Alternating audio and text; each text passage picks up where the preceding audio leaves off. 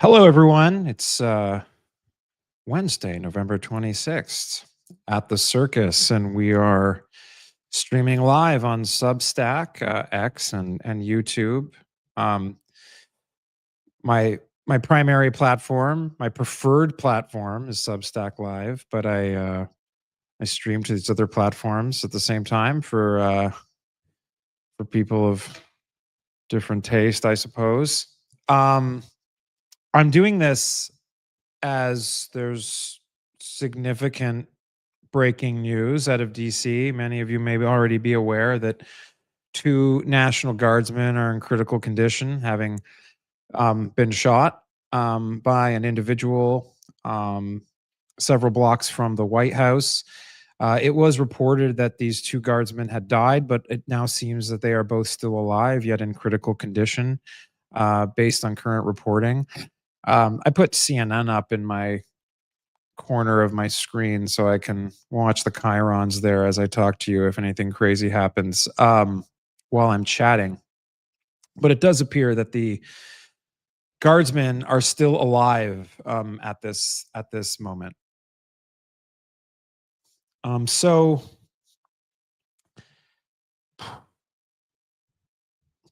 I'm trying to think about like what to say, right? Because this is this. I mean, without mincing words, uh,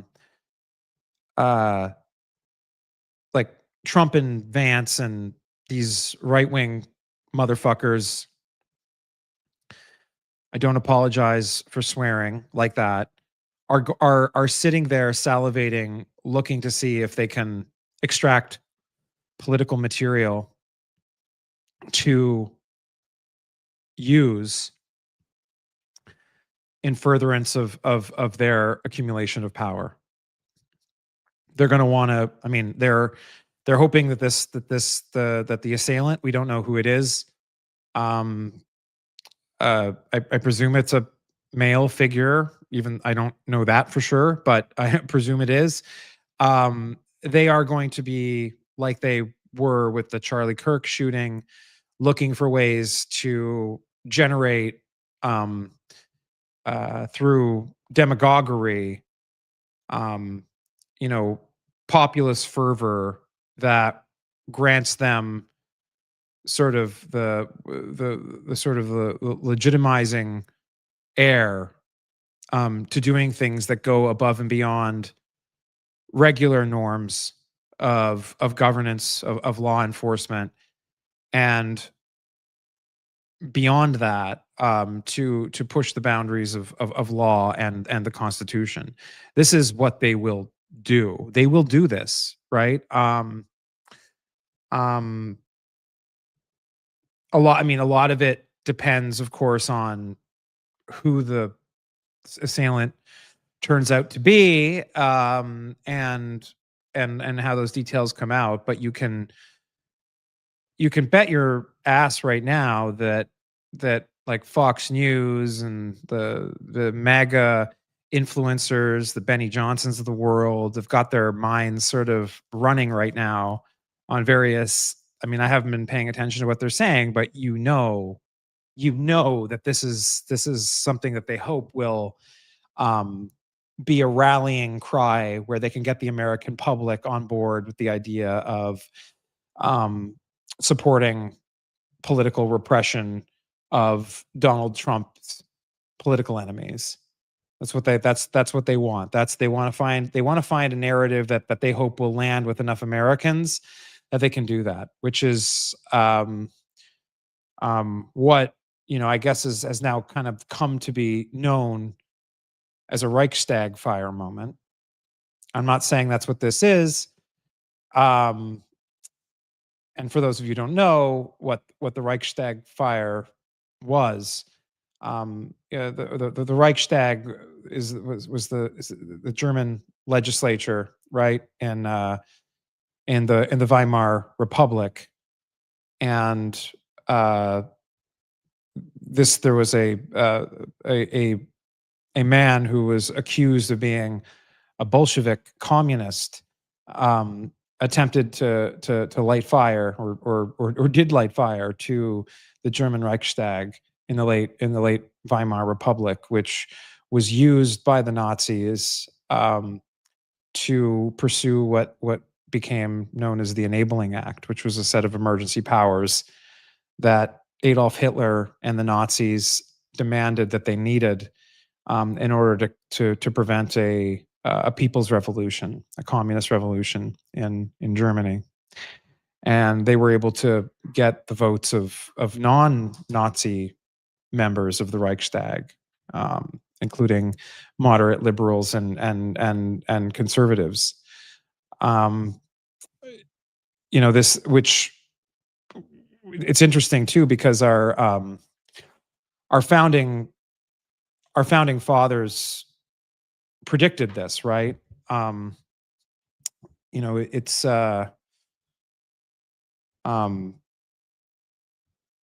sort of, like, what was it? I think it was Franklin, right? It was Franklin who said that those who would give up a little bit of liberty for a little bit of security deserve neither liberty or security. I don't know if my brain's getting crossed there. But I think it was Franklin, right? Uh, correct me if I'm wrong. But the sentiment was understood, right? That this is what demagogues do. And it wasn't even a new insight, right? It goes all the way back to Plato, right? The Plato's Republic, right? Thinking about how the demagogue will function would function in a democracy, and this is sort of like why Plato ends up like idealizing the idea of the philosopher king. So this isn't a new idea. This is an aspect of human nature that's been understood for thousands of years, right? In the canon of philosophy and our understanding of human nature. And we literally do have demagogues ruling us right now. So, I mean, I don't even view what I'm saying as a prediction so much as it's like a contingent fact that people oriented like these people are, especially with their backs against the wall, with this Epstein scandal, with the economy falling further and further into dire straits.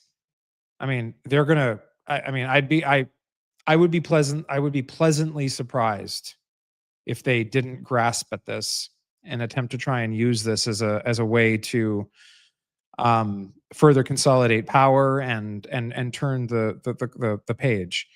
So I'll be watching, not watching Donald Trump's Truth Social posts, but I'll be interested to see JD Vance in particular. I know he gave a speech not too long ago that seemed relatively normal. I guess it'll be interesting to see what he says in the coming days. I suspect that there'll be much to be alarmed by there. Few words, of course, right, for the National Guardsmen, right? These two men who volunteered to be members of the community who could be called up to protect our country in a time of need. These are not enlisted members of the military. They have day jobs. Some of them are teachers. Some of them are firefighters. Some of them like have all different types of professions. They do this. They volunteer to do this because they love our country, and that that two of them would be felled by an act like this is outrageous, and that anybody who would do this is outrageous. It should also be said that it's outrageous that they are being used as political pawns by Donald Trump and this fascist cabal in Washington, that they be forced to stand around Washington raising political tensions, not being able to be at home with their kids. In the case of these two guardsmen from West Virginia, being separated from their families, to stand on the streets of DC, as effigy to the power of Donald Trump, in the Trump imperial capital of the Washington D.C. of 2025. Um, I mean, we should reflect on the vulgarity of this. Um, this entire thing is vulgar. Like I mean, I consider myself an unabashed patriot. Um, I I love this country, and by loving this country, it means I love the Constitution, the people, um, and um, and I stand to protect those things.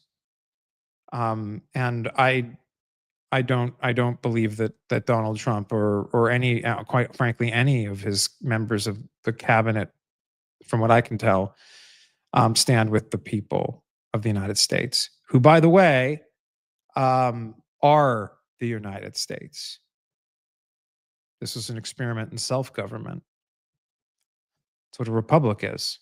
It's a republic, as Lincoln said in the Gettysburg Address, right? Government of the people, by the people, for the people. That's what a republic is. The government is us. We are the government. And we have institutions that allow us to govern ourselves. The Republican institutions, three branches of government. And this has to be understood. This is why our military must obey illegal orders, because they serve the people and the legitimate laws of the people that have been established through legitimate government, elected representatives of the people, codified into law by those representatives of the people. You know, the executive branch, the Article 2 branch, um, has a solemn duty to execute those laws faithfully. This is what the faithful execution clause. This is what the president promises to do, and he takes his oath of office, when he puts his hand on the Bible before the Chief Justice of the U.S. Supreme Court, and takes the oath of office. He swears to affirm and defend the Constitution of the United States. Donald Trump is not doing that. He is not doing that thing that he promised to do.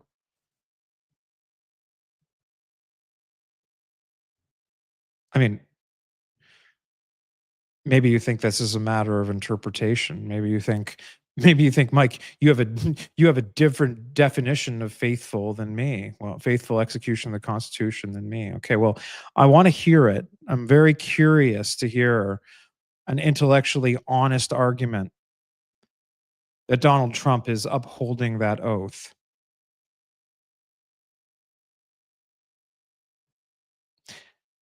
And look, I mean, I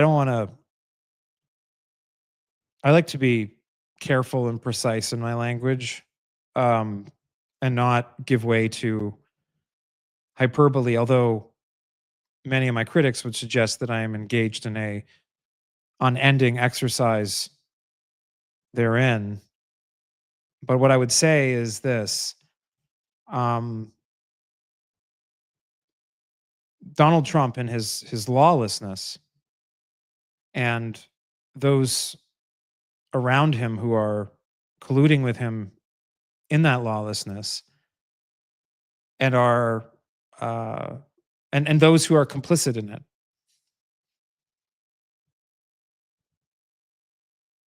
I mean, especially those Republicans in Congress.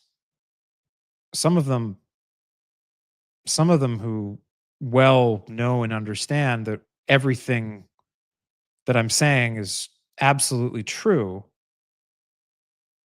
um, and are keeping their heads down because they fear suffering Marjorie Taylor Greene's fate, her ostracism from the party, or whatever it is, or they're afraid of the death threats, or they're afraid of whatever it is. We should properly morally account for them, I think, if we are to posture ourselves as moral witnesses in this moment of history. What shall we call such people? I call them cowards. Cowards. Cowards who chose to protect their access, their proximity to power,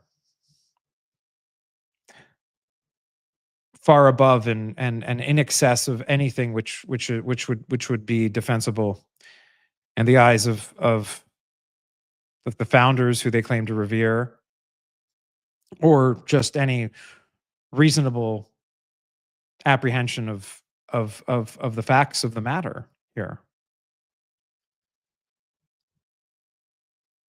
Though they might protest if you said this to them, they might say, "Well, but Mike, the alternative is the left, the woke left, the radical left. These Americans who must never be allowed access to power. We have to keep them out of power at all costs, even if that cost is allowing this man to burn the Constitution to the ground." That's their position.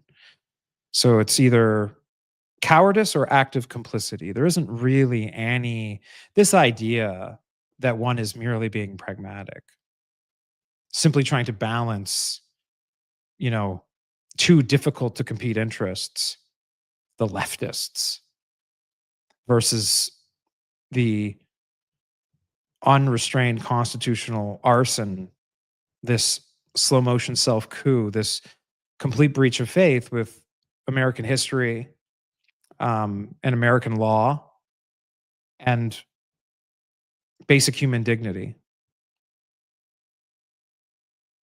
that we are to look at them. And some of my friends disagree with me here. Like, they will say these are just men who are in tough spots, Mike. They have their beliefs. They're against they're capitalists who are afraid of the socialists on the left, and they're trying to like protect that. And they don't like it, but they're trying to like protect those virtues from the Zoran Mondanis of the world. And that's what you're trying to do. It's tough. You're just threading a needle. No. I mean, if you're to take that argument at face value, you're just saying that like money matters more than people. That money matters more than law.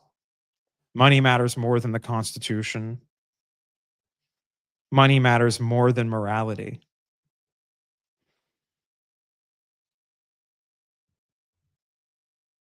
That's what that means.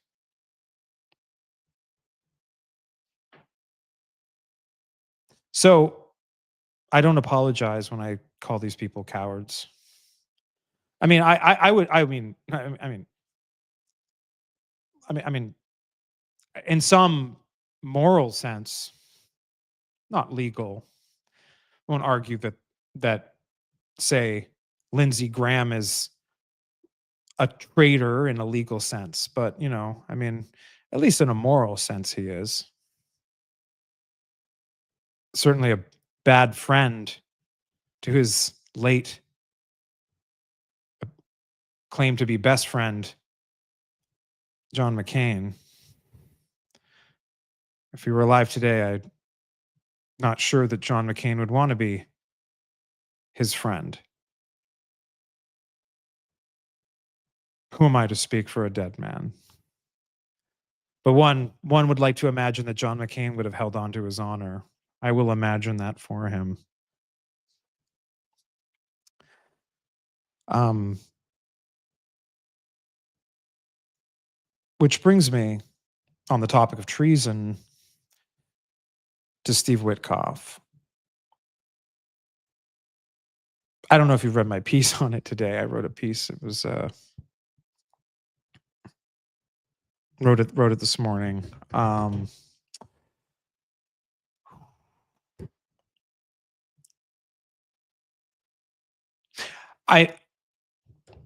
I want to be careful, and not, once again, I don't want to be accused of exaggeration uh or hyperbole, but just the listening to the audio of this call. I mean, either there are different ways you can read it. You could approach Witkoff's conversation in some charitable way, where you could be like, look, Witkoff realizes that Trump is an idiot, that has some genuine American aligned interest, faithful interest. I'm not saying I believe this. This is me trying to be charitable, to demonstrate that even in a charitable interpretation, Steve Witkoff, in my opinion, does not escape moral scorn, for many reasons we'll pick apart in this charitable interpretation. And that he's simply recognizing certain contingencies of Donald Trump's condition, as a man of advanced age, of apparent cognitive decline, of uncontrolled, untreated, malignant narcissism, sociopathy,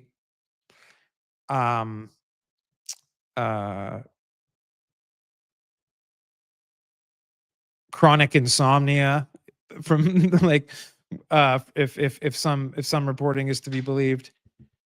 And he's simply trying to he's trying to triangulate a conversation against Donald Trump's handicaps, and so he's trying to help give the Russians tips on how to deal with this situation. That would be your kind of charitable interpretation. So if someone explained that to me, it would suggest that it would require me to think that, knowing all of this about Donald Trump, and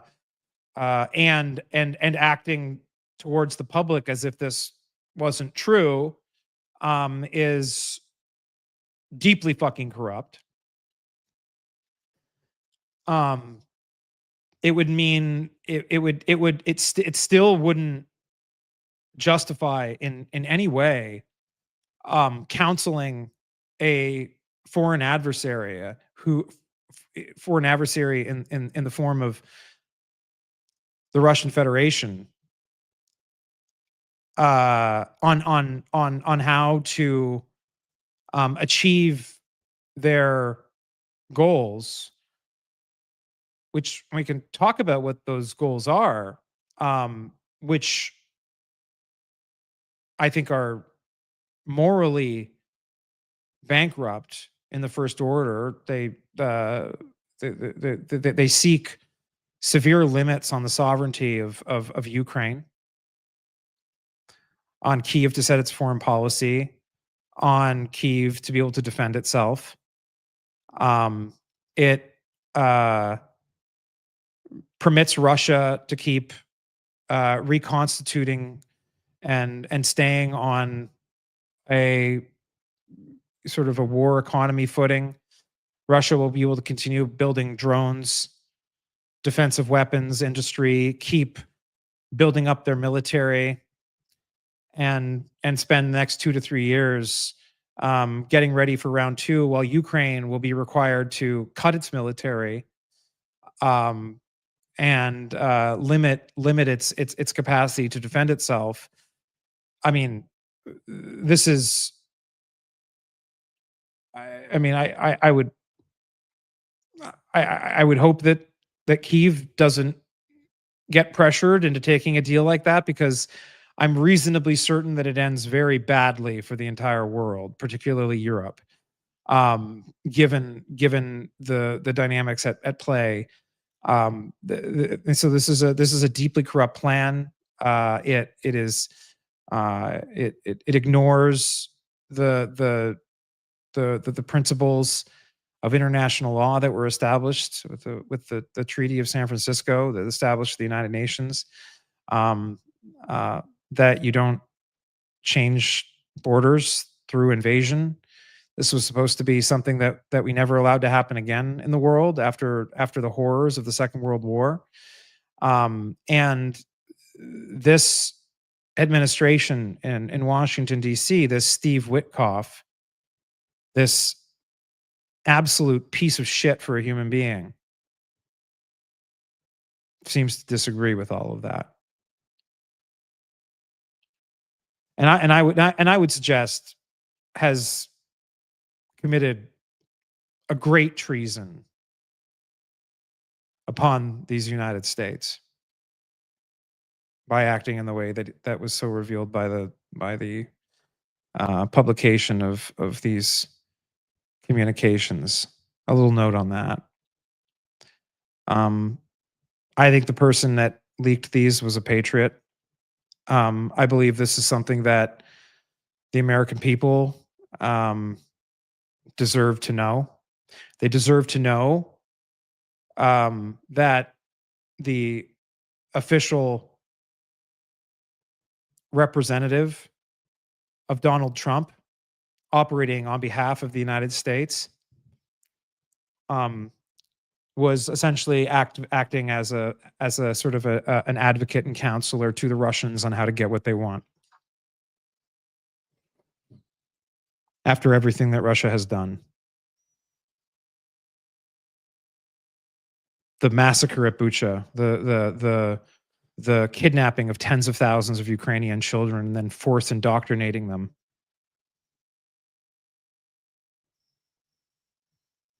The deliberate attack of civilian buildings with their Iranian supplied drones.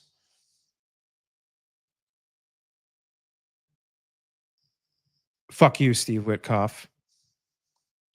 Fuck you. Um,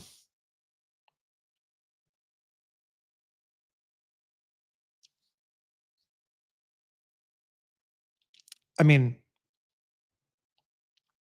so one of the members of the Ukrainian parliament, Lisa Yasko, who I've had the honor and privilege of meeting, I got to meet with her in Oslo, Norway, 2 years ago, and she put out a statement basically saying that these agreeing to these terms would sort of be the effective end of Ukrainian sovereignty. I agree with her.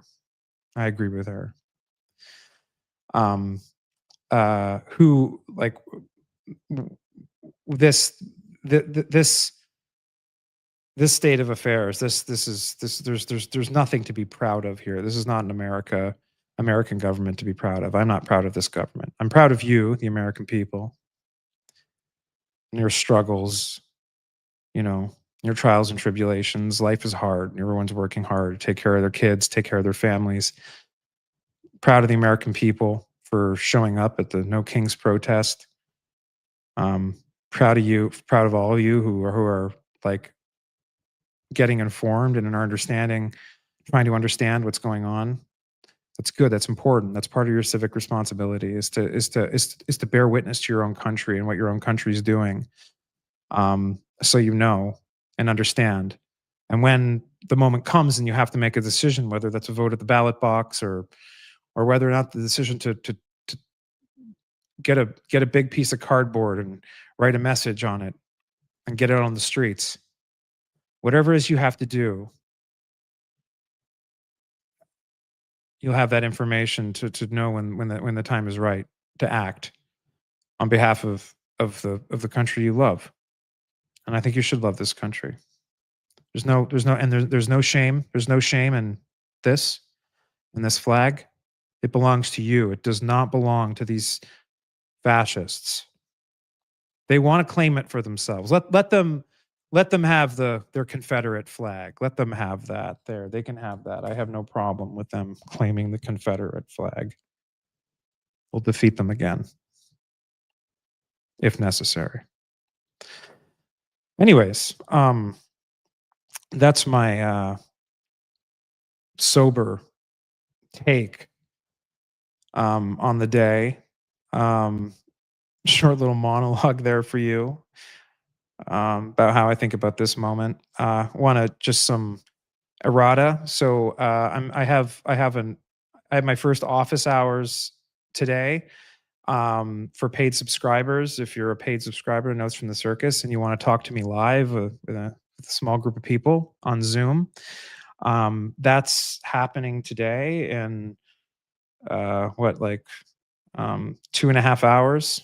For those who have some time, if you sign up to be a paid subscriber, you can get the sign up link in the paid subscriber chat on Notes from the Circus. But for the rest of you, I want you to have a happy Thanksgiving.